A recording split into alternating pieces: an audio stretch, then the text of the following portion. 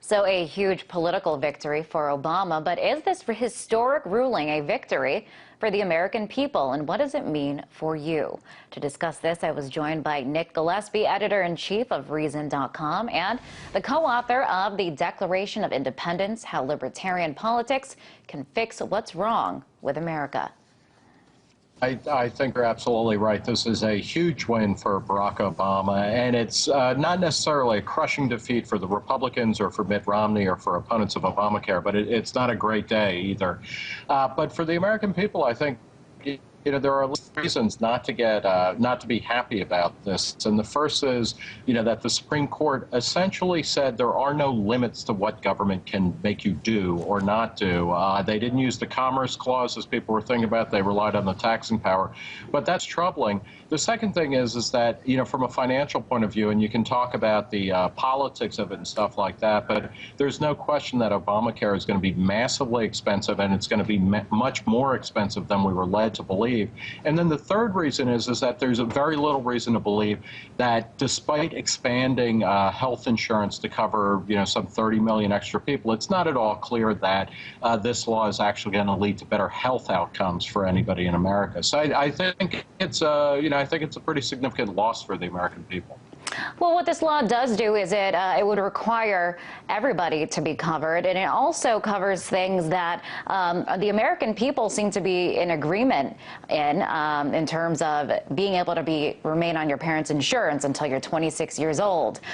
Pre-existing conditions, you can't get denied. If you have pre-existing conditions, these seem to be very positive things for people that fear that they won't be able to get the medical care that they need.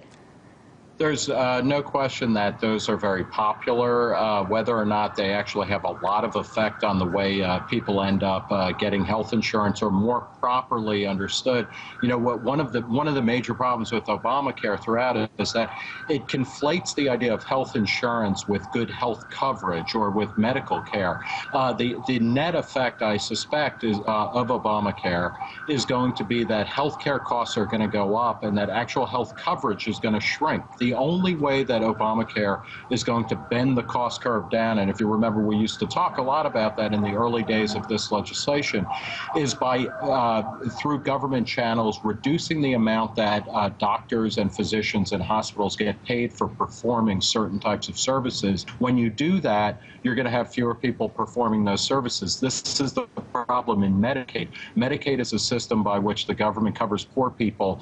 They pay doctors so little per service that you have very few doctors, performing these services. So you have, arguably you have everybody covered, but nobody actually seems to get health care. But if you look at in terms of Medicare, a lot of elderly people depend on that. I mean, would you be able to tell your grandmother, sorry, that no Medicaid for you? I mean, a lot of people elderly people depend on this. Medicare is the flip side. Medicaid deals with poor people. Poor people are not politically connected. Nobody really roots for them, so they get screwed on one side. Medicare, which is, covers people 65 and over, these are people who are wealthy, who are politically motivated, and who have a lot of clout in Congress. And what you find in Medicare is that literally everybody who's in the system gets more than they put into the system. That's why it is unsustainable. Medicare is the main reason, which is a single-payer system because the government pays the bills. Medicare is the reason why healthcare costs are going up, why the federal budget is busted, and to the extent that Obamacare at all is going to lead people down the road of something like Medicare, we're just going to see costs be relief. And the short answer in the current issue of Reason magazine, the article, which is basically saying, if you're over 65, you should not automatically get Medicare if you can buy your own health coverage. That's wrong. It's robbing from young, poor people, relatively speaking, and giving it to wealthy, old people, relatively speaking. So, in fact, I would be happy to say to my grandparents or to my parents, if you can afford your own health care coverage, you should pay for it. You should not take money out of the wages of young people and have But Nick, the reality is that millions of people cannot afford health insurance. We have 45 million people in the U.S. today that are not insured, and it's increasingly becoming less affordable. So that's just the reality. To break those numbers down, first off, everybody agrees that out of the uninsured, about half of those people could afford it if they chose to. They don't buy it for a lot of reasons. These are not people because who it's are so poor. expensive. No, but it's also because if you're young, to buy a large health plan because you're not going to use it, and this gets to the point, 50 cents, virtually for Obamacare, virtually 50 cents of every healthcare dollar in the country was already being spent by government sources, whether it's Medicare or Medicaid or other kinds of subsidies. And what that always does is that it creates a price inflation. We know this in medicine. We know this in college costs. We know this everywhere in housing prices. When you can get free or reduced price money through the government or other sources, the markets, the providers jack up prices to soak up as much of that subsidy as possible. So one of the very reasons why healthcare costs are so expensive is because they're heavily subsidized. And then when you have the government saying, okay, you know what, we're going to deal with spiraling costs by subsidizing it more, all it does is push prices up. It does not actually address the root problem. And I'd say the root problem in medical care and medical coverage and healthcare in America is the absence of free markets. This is arguably the most heavily regulated market for goods and services in the country. And we need to actually get back to treating healthcare like a commodity or a service that should be negotiated on free markets, open markets, as much as possible. That's what drives innovation, and it drives prices down. And then for the people who are too poor or too infirm or too sick to be able to afford it, we can cover them with some kind of program where we help them out. But that is not the problem. The problem is that we don't have enough markets in healthcare right now. Well, we are seeing the effects of healthcare being treated like a commodity. And you had mentioned earlier that it's the affordability of healthcare. And I wanted to point out this interesting trend we're seeing today.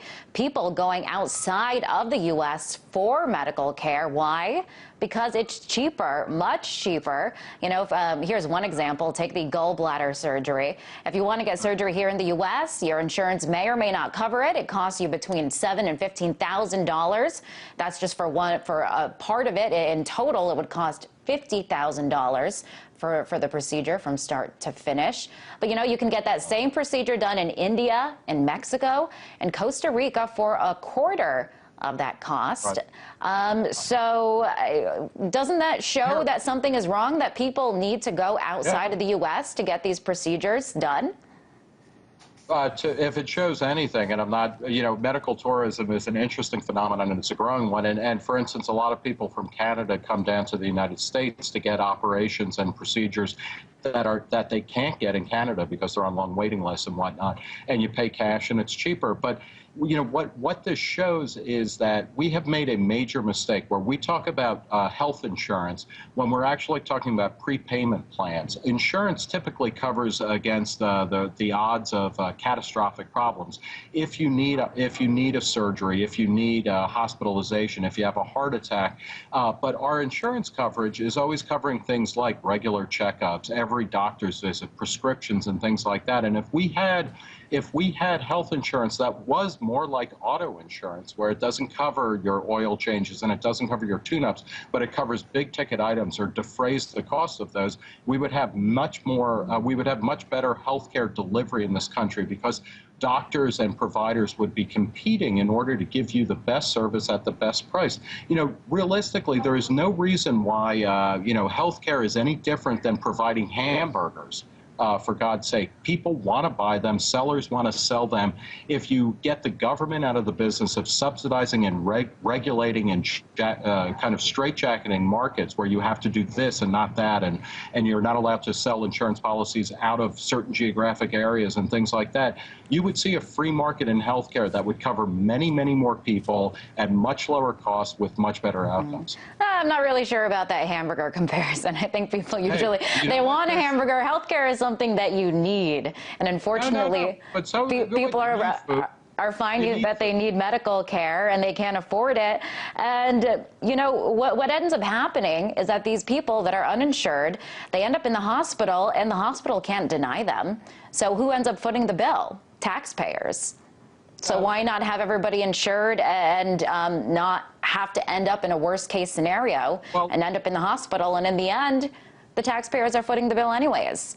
Here is one of the things. First off, emergency room care, for instance, is something like 2% of all healthcare spending. So it's not a huge amount, and it's simply a fiction to say that people who are denied regular health insurance don't go to checkups and then they end up in the emergency room when they have a major problem. It's just not that big a problem in terms of the pricing of healthcare. But you know, a fifth of emergency room visits are they are uninsured. But it is overall, it's only 2% of all dollars spent on healthcare in a given year. So let's say you get rid of that, you've taken things down from 100 cents to 98 cents. It's not a big savings. You ask, why shouldn't we force everybody to have insurance? And there's a bunch of reasons. First off is that, you know, healthcare is not something that everybody should be forced to take. And if I'm young and I'm relatively healthy and I want to take my chances, without having a major medical plan that covers every aspect of my life, I should be free to do that in a free society. I don't have a right to make a claim on you when I screw up because of my decision, but that's a separate issue. But more importantly, and we know this, is that if you force everybody into insurance, then you also have to guarantee certain types of coverage, and it drives prices up. It does not reduce prices. And finally, when you know, and then it reduces services. We know this from Canada. Talk about where Canada is, everybody is covered, and there are longer waiting lists for all sorts of procedures and things like that. It's just a fact, and it may be that, you know, enough people want to say, you know what, I'm willing to put up with less access to I think, though, that the waiting lines, let's take Switzerland, for example, the waiting lines there are actually shorter, where there is universal health care. There's not universal health care in the way that there is in Canada, for instance. It's not a single-payer system, and it's not government-run. We are moving inexorably towards that, and there is no reason to believe that, given the way that Americans want health care, and we want health care, we consume more of health care, not simply because our procedures are more expensive, but rather we go to the doctor more often, and we expect more out of our health systems than other countries do. There is no reason to believe that increasing government involvement in a field, whatever you know, economic activity you're talking about, there's no way it's going to reduce the cost. Nick, I think it's interesting that you say that Americans want to go to the doctor more, but unfortunately what happens is people get really sick and they can't afford to pay their medical bills, and it's one of the primary reasons why people here in the U.S. go bankrupt. That again, and we can debate the actual stats of that. That is also I think that's over exaggerated, and rather it becomes a way by which you decide to declare bankruptcy. But the fact of the matter is that relatively few people are going bankrupt because they don't have health insurance or they can't afford health insurance. The fact of the matter is that, I mean, if you take it back to a very core concept, which is that we know that when markets are allowed to operate in relatively free fashion, you tend to get lower prices and better service. It's not, you know, and then what that means is that in something like healthcare and something like education and in other goods that people really care about, you know, you can come up with ways to cover the people who can't buy coverage on their own, even in a looser market. But the idea that somehow the government is going to come in, and this is the same government that delivers horrible healthcare through Medicaid and massively expensive healthcare through Medicare, to people, I mean, senior, actually relatively wealthy, many of them could afford health care. We give it to them for free or reduced prices anyway.